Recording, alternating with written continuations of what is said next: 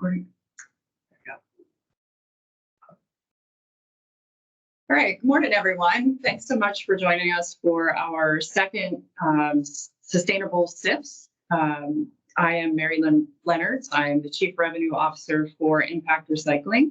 And today I am joined with Rich Funchen, who's one of our Senior Business Development Representatives here at Impact Recycling. And today we're going to talk a little bit about our used box program and where it started, how we're doing today, and really what the evolution of our program looks like in the future. So if you have any questions, go ahead. You can put them in the chat while we're talking. We'll run through the chat periodically as we're going through the presentation. But if you have any questions, just pop them in there.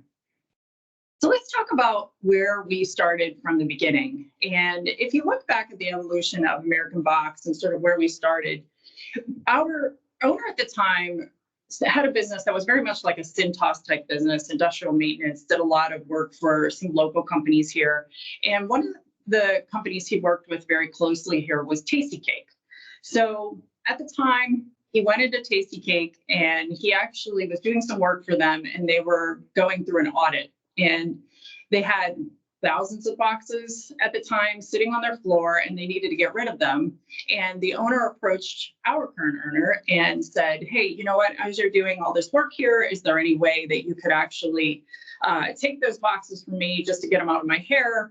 Our current owner said, yeah, no problem. I'll take them off your hands and, we'll figure out something to do with them. So really, that was the very beginning of our entire program. So what he did was he actually took those boxes, brought them back to his warehouse, and he gave them a second life, which if you look back in the 1950s, recycling really wasn't super popular. It wasn't a household name. It wasn't really anything that people talked about as much as they do today. So to be a landfill diversion company right then and there in the 1950s was, it was pretty amazing for our owner to even think that way. So what he did was he actually figured out that a lot of these places that have these boxes, they could be purchased and then resold on a secondary market. So very much to locations that are big box retailers and other types of nonprofit locations and metal recyclers. So that's what he started to do. So he started to target different areas of the industry, such as cosmetics, food manufacturers, different kinds of co-packers, distributors, those kind of things, to see what kind of boxes they actually had. And from there, it really just took off. So again, Tasty Cake was really the start of where we began our business, and it's really just evolved from there. So what we did about 10 years ago is we expanded a little bit from our box program, and we started to take a look at everything else that surrounded those boxes that were in the warehouse. So people's plastics and banding and strapping and pallets and things like that.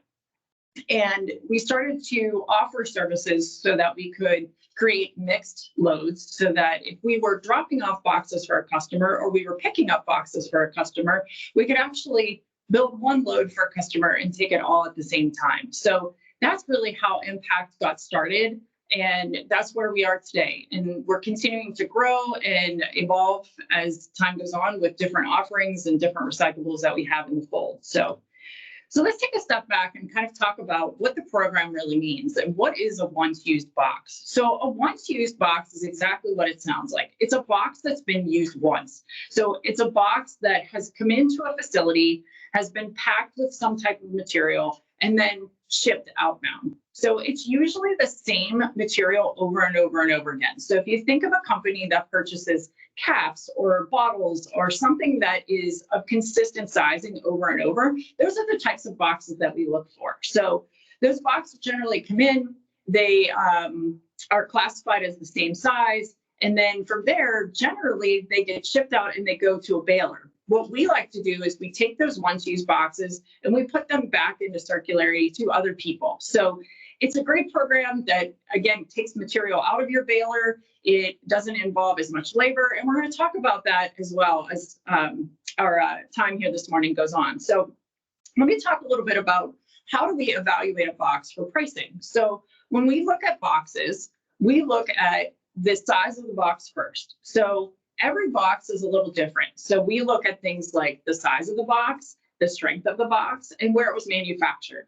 We also take a look at what the box actually housed before it comes to us. So there are some funny little things that happen in the box world when you ship things. So if it's something that has, say, spices in it, or maybe something that has a lingering smell, those are the kind of boxes we don't really love, because generally the material that gets packed in those boxes is clothing or some kind of textile which can absorb that smell. So we generally stay away from things that have high odor to them, but the grand majority of the boxes that we see don't have them. So once we evaluate what kind of box you actually have, so with the size and the strength, from there we determine a price. So a lot of times we'll price shipments out by either the trailer load, depending on what kind of box you have, or we'll price them out by the ton. We also price them out by the individual box if it's a very popular kind of box that we tend to get sold very quickly. So those boxes include things like Gaylord boxes, which are the large boxes that fit on top of a pallet. So generally 48 inches tall is sort of that super popular size that we like to see. Those Gaylords are in super high demand. They are by far one of the most lucrative items that you can sell in a used box program. We also look for boxes that have those consistent caps and bottles in them. So from manufacturers such as Silgan or Aptar, those are super popular boxes for us as well. So we take a look at how many boxes you have, and then we assign a value to them. And when we're talking about how many boxes you actually have, we're talking about boxes that are coming into your facility generally in the hundreds per day. So 300 is sort of our threshold, and that's where we like to see the material, the minimum material come in that we price. So if we are looking at, say, a facility that brings in soda boxes, soda caps for soda bottles, those boxes generally are coming in the hundreds per day. So we like to take those boxes, and instead of those boxes actually being broken down, put into a bin, and hauled off to a baler, we like to take those boxes and educate you on how to break them down and put them flat on a pallet. So once you put them flat on a pallet, the next step really is just shrink wrap them. And then we can either provide you with a trailer, or you can put them on your floor and we pick them up from there. So the way that we like to evaluate that material as well is really very hands-on. So we will come to your facility, we take a look at the material that you have, we help you count through the boxes that you have and the sizes that you have. So one of the things we also like to see is consistency in sizes of boxes on a trailer. So it's hard for us to take in used boxes that are all over the place with different sizes. So if you have, say, 10 or 12 different sizes and you go through thousands of boxes, it's probably not a great fit for a once-used box program. But if you have boxes that are very consistent and are, say, maybe 6 sizes or less, that's where we like to get involved and give you sort of a good outlook on whether or not your program will fit into a used box program. So, and the reason for that is that a lot of our outlets where we actually sell those boxes to, they like consistent sizing. So to have boxes that are all over the place, it hinders a retailer, a secondary retailer, because they have to constantly fish through boxes to be able to pack them. So they're really looking for consistent boxes. So that's the same thing we're looking for as well. So when we're talking about these types of boxes as they're coming into your facility, the biggest thing that is the most lucrative between a baling program for your boxes and a once-used box program, it really comes down to labor. So when you take a look at the boxes that you have, say, today, and you're taking those boxes and you're actually putting them into a bin, and you have a gentleman that's standing at the baler and he's feeding them into a baler, or someone who maybe even is shredding them, or there's a lot of labor and manhandling that goes into putting boxes and OCC into a baler. With a once-use box program, generally that labor is trimmed down substantially. So what we do is we come in, we teach you how to stack those boxes onto a pallet, nice and neat, and that's it, really. And they're always at the point of generation. So you don't have a lot of these boxes moving around your warehouse consistently. So, and that's the other thing. We've seen a lot of warehouses where we have folks that are wheeling bins of cardboard around, and sometimes it is a risk to have those kinds of bins full of cardboard. They're stacked high and they're constantly moving, where this is at the point of generation. And really the only movement is to move that pallet either from the point of generation to a part in your warehouse or the point of generation into a trailer. So it's nice that it can really cut down on labor costs. And I know that we have a couple of really great stories about where that has happened, where we've actually taken a full-time employee and been able to allocate that person to somewhere else in the warehouse versus the OCC program that that company had today. So it really can cut down on your labor and the risk overall. And it can be a lucrative way for you to earn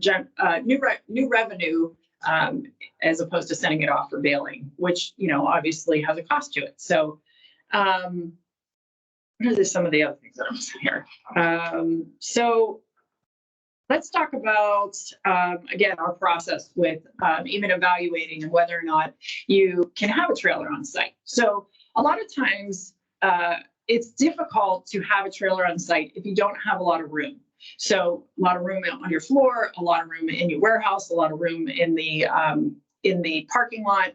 So what we can do is we can devise a program that can go one of two ways. So if you have the room for a drop trailer and you have consistent boxes that are going to be placed on that drop trailer, that's great. That's actually the best scenario that you can come up with because it's the fastest way to get material off your floor and into our truck and then into our hands.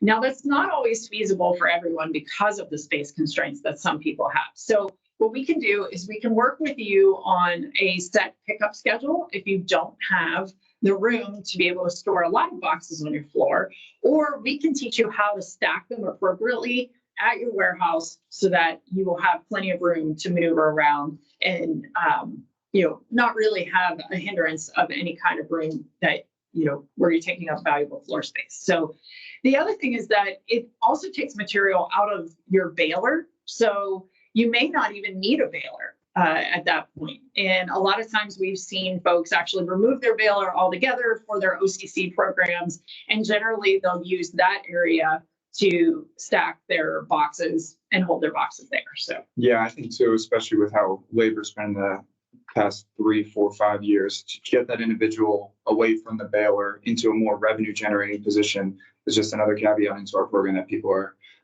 really reaping the benefits of as well. If you guys successfully implement a once-used cardboard box program, the amount of cardboard and corrugate that go into that baler will drastically be reduced, almost so that that labor should be allocated elsewhere once the program is implemented there. And to Mary Linn's point about dropping a trailer, we work with manufacturers all over the Northeast and Midwest of all different sizes. So there's a number of companies that we've brought on board that have 1 to 2 docks and they can't allocate a trailer. They have limited floor space, but what we've done is kind of customized the program to fit their volume. So we run in box trucks, 26-foot box trucks for live loads. We have drop trailers in the parking lot because they can live load it there. We get outside haulers to bring in and live load material that are outside of our range just to capture the boxes that you guys have available. So no opportunity is turned away there, especially if the box sizes meet our criteria. And then the nice thing, after all of the boxes have been allocated to a location and we come up with a set schedule for you and your pickups, and we finally get all of that worked out, you get a report at the end of the month when those boxes finally come into our facility. And it really gives you a snapshot of everything that you've sent us. It gives you a good idea of all of the material that you have diverted from landfill, which can also help for your sustainability reporting. So we do get a lot of questions about reporting, and we're happy to help in any way we can to generate a report for you that works for your sustainability reporting at the end of the month. And the best part of the entire program is that it doesn't cost money. It actually is a revenue generation tool for your company. So it is lucrative in the way that, one, you could get rid of a potential labor source around your OCC. Two, you could potentially get rid of your baler, which is a cost to get hauled away. And three, it also makes sure that you're doing something against your sustainability program and you have something to show for it at the end of every month. You have that piece of paper in hand that is a total tally of all the data that you've shipped and hauled away. So, yeah. I don't see any questions in the chat, but if you have any questions about our used box program, we're happy to help. You can always reach out to myself.